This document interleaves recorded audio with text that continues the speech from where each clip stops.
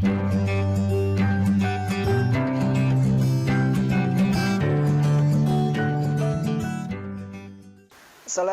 warahmatullahi wabarakatuh. Selamat pagi adik-adik. Perkenalkan, nama Bapak Rizal Nurdin. Di sini Bapak akan menjelaskan materi tentang iman kepada qada dan qadar. Sebelumnya kita berdoa dulu sebelum ke pembahasan. Berdoa akan dipimpin sama Bapak. Kalian bisa diulangi. Bismillahirrahmanirrahim. Allahumma inni as'aluka ilman nafi'an wa rizqan thayyiban wa amalan mutaqabbalan. Amin ya rabbal alamin. Baik, kita akan membahas tentang iman kepada qada dan qadar. Pertama kita akan mengetahui tentang qada dan qadar. Secara bahasa, qada memiliki beberapa pengertian, yaitu hukum, keputusan, kemudian ketepatan dan kehendak. Sedangkan qadar apa? Qadar adalah secara bahasa, artinya kepastian, ukuran, dan kekuasaan ataupun perwujudan kehendak. Selanjutnya, secara istilah qada adalah ketetapan Allah terhadap segala sesuatu sejak zaman ajali. Apa itu zaman ajali? Zaman ajali adalah zaman ketika segala sesuatu belum tercipta. Kemudian qadar menurut istilah berarti ketetapan Allah Subhanahu wa taala terhadap seluruh makhluknya tentang segala sesuatu. Nah, gitu. Selanjutnya pengertian iman kepada qada dan qadar. Iman kepada qada dan qadar artinya percaya dan yakin dengan sepenuh hati bahwa Allah Subhanahu wa taala telah menentukan segala sesuatu bagi makhluknya. Menurut Yasin, iman kepada qada dan qadar adalah mengimani adanya ilmu Allah yang qadim dan mengimani adanya kehendak Allah Subhanahu wa taala yang berlaku serta kekuasaannya yang menyeluruh. Itu pengertian iman kepada qada dan qadar.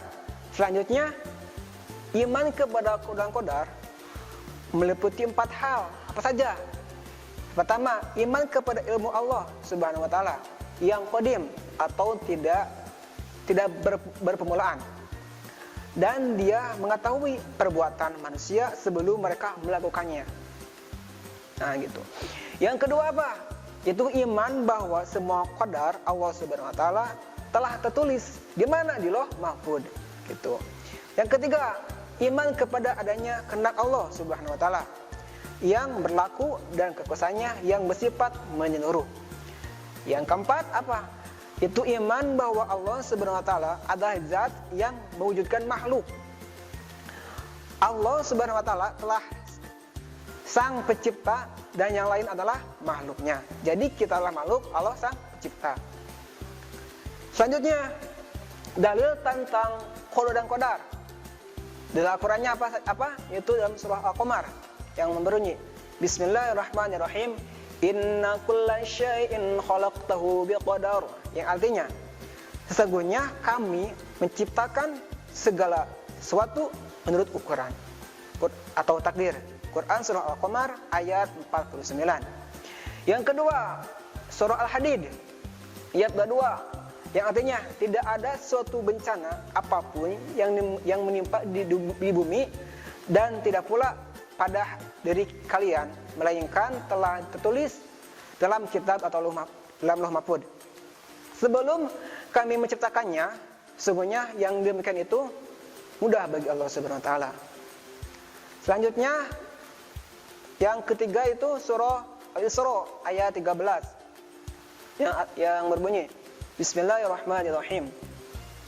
Wa kulla insanin alzamnahu ta'iruhu fi 'unukihi wa nukhriju lahu yawmal qiyamah kitaban yalqahu mansura. Yang artinya, dan tiap-tiap manusia telah kami tetapkan amal perbuatannya atau sebagaimana tetapnya kalung pada lehernya. Quran surah Al-Isra ayat 13. Kemudian yang dalil yang keempat, surah At-Taghun ayat 11 yang berbunyi ma asaba fi musibati illa biidznillah. Yang artinya Tidak ada satu musibah pun yang menimpa seseorang kecuali dengan izin Allah Subhanahu wa taala. Selanjutnya dari as-sunnah atau hadis Rasulullah SAW. Adapun penjelasan Rasulullah SAW tentang qada dan qadar, antara lain yang diriwayatkan oleh Imam Muslim dan hadis Bukhari, yaitu sesungguhnya seseorang diciptakan dalam perut ibunya selama 40 hari dalam bentuk nutfah.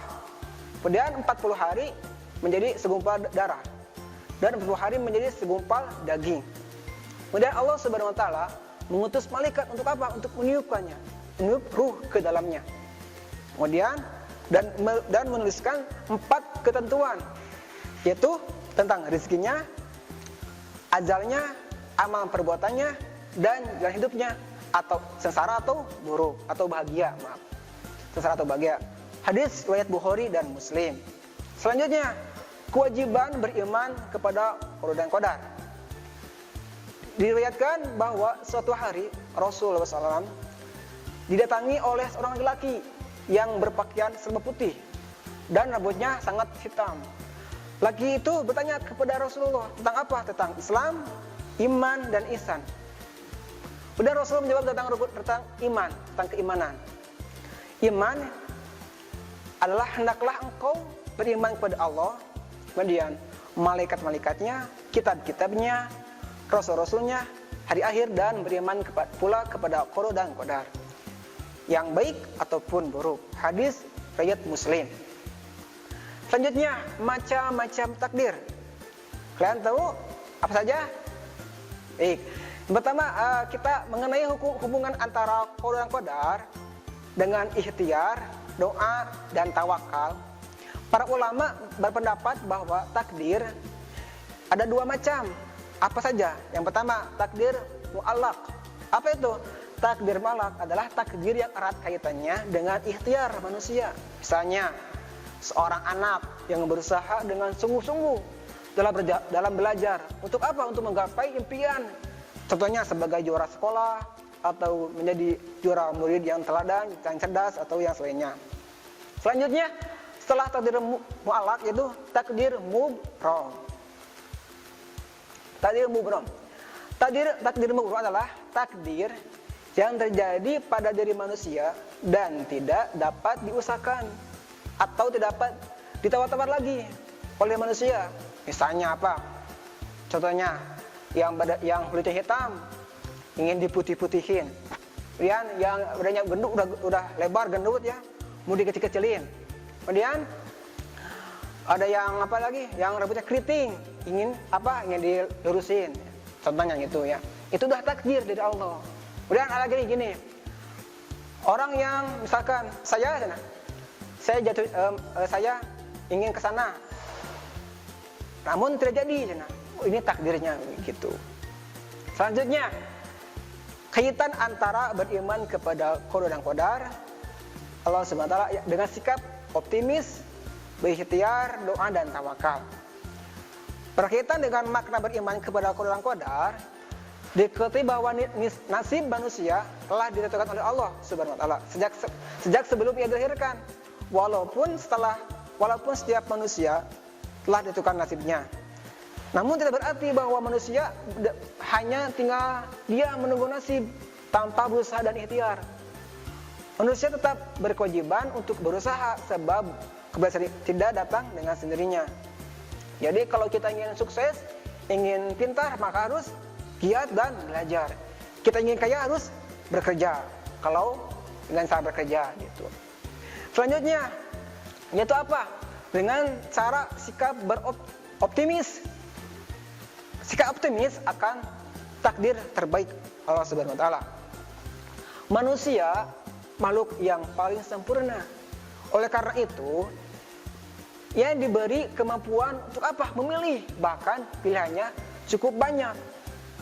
Nah, jadi kita misalkan Bapak di sini. Bapak ada pilihan mau apa? Contoh baju. Mau baju yang warna putih atau abu ataupun yang lainnya. Itu adalah pilihan bagi Allah, bagi kita yang diberi oleh Allah. Nah, kemudian yang ditetapkan keberhasilan atau kemalangan, kebahagiaan atau kesengsaraan, menjadi orang-orang yang baik atau tidak. Quran surah Al-Kahfi ayat 29. Setelah optimis, kemudian adanya ikhtiar. Setelah kita optimis, wah kita akan berhasil. Karena kita ikhtiar. Ikhtiar adalah apa? Ikhtiar adalah berusaha dengan sungguh-sungguh dan sepenuh hati dengan menggapai cita-cita dan tujuan. Allah Subhanahu wa taala menentukan takdir kita sebagai manusia berkewajiban melakukan ikhtiar. Jika Allah Subhanahu wa taala telah menentukan mengapa ada ikhtiar. Jadi gini maksudnya. Allah telah menentukan sesuatu, tapi kita harus ada ikhtiar. Kalian coba perhatikan surah Al-Anbiya ayat 29. Yang artinya, sungguh mereka adalah orang-orang yang selalu bersegera dalam mengerjakan perbuatan-perbuatan baik. Kemudian dalam surah Al-Mu'min ayat 60 yang artinya Allah SWT yang artinya mereka itu bersegera untuk mendapatkan kebaikan-kebaikan dan merekalah orang yang segera memperolehnya. Selanjutnya setelah optimis, kemudian ikhtiar, kemudian doa. Apa itu doa? Doa adalah ikhtiar batin yang besar pengaruhnya. Bagi apa? Bagi manusia yang meyakininya. Firman Allah Subhanahu wa taala yang artinya, aku mengabulkan permohonan orang yang berdoa apabila ia berdoa kepadaku. Quran surah Al-Baqarah ayat 186. Jadi kita dikuatkan dengan doa, insya Allah kita akan terkabul. Setelah kita optimis, kemudian ikhtiar, doa, yang tadi kita adanya tawakal. Apa itu tawakal? Sebelumnya setelah meyakini dan mengimani takdir, kemudian dibarengi dengan ikhtiar dan doa, tiba dengan tawakal. Tawakal adalah menyerahkan segala urusan dan hasil ikhtiarnya hanya kepada Allah Subhanahu wa taala. Dasar pengertian tawakal diambil diantaranya dari sebuah hadis yang diriwayatkan oleh Imam Ibnu Hibban dan Imam Ibnu Al-Hakim dari Zafir bin Amr bin Umayyah dari ayahnya radhiyallahu anhu, ia berkata, aku lepaskan untaku dan lalu aku bertawakal. Dan Nabi SAW sabda, ikatlah kemudian bertawakallah. Jadi contoh ini adalah ketika ada sahabat datang ke majelis, kemudian dia membawa unta. Nah, si untanya itu tidak diikatkan atau tidak diamankan gitu. Kemudian bertawakal, tapi namun Rasul menyuruhnya apa? Untuk mengikatnya. Adanya ikhtiar, dikuatkan ikhtiar dan tawakal gitu. Selanjutnya setelah tawakal, adapun kita akan mendapatkan hikmah kepada qada dan qadar. Yang pertama, semakin meyakini bahwa segala sesuatu yang terjadi dalam ini tidak lepas dari sunatullah. Jadi ketetapan Allah maksudnya.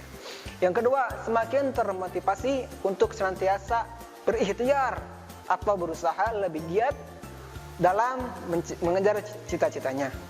Yang ketiga meningkatkan keyakinan akan pentingnya peran doa bagi keberhasilan sebuah usaha. Yang keempat, meningkatkan optimisme dalam menatap masa depan dengan ikhtiar yang sungguh-sungguh. Yang kelima apa? Hikmahnya, yaitu meningkatkan kekebalan jiwa dalam menghadapi segala rintangan dalam usaha sehingga tidak terputus asa ketika mengalami kegagalan. Jadi ketika kita ada yakin akan adanya qadar, maka kita tidak akan adanya putus asa. Gitu. Yang keenam, menyadarkan manusia bahwa dalam kehidupan ini dibatasi oleh peraturan-peraturan Allah Subhanahu wa taala. Yang apa tujuannya? Yang tujuannya untuk kebaikan manusia itu sendiri. Bersikap optimis, ikhtiar dan tawakal sebagai implementasi beriman kepada qada Allah Subhanahu wa taala. Mungkin cukup sekian materi yang Bapak sampaikan. Mohon maaf ada kesalahan. Mari kita tutup dengan doa majelis. Doa bersama-sama. Subhanakallahumma wa bihamdika asyhadu la ilaha illa anta astaghfiruka wa atubu ilaik. Sekian, terima kasih. Assalamualaikum warahmatullahi wabarakatuh. Kunjungi sosial media lainnya seperti website kami di pkbmalfata.com, Facebook PKB Malfata Mananjaya, Instagram PKB Malfata _official. Dan terima kasih telah klik video ini. Jangan lupa like, comment, share, and subscribe untuk menunjukkan dukungan kamu terhadap channel ini. Enjoy the video PKB Malfata.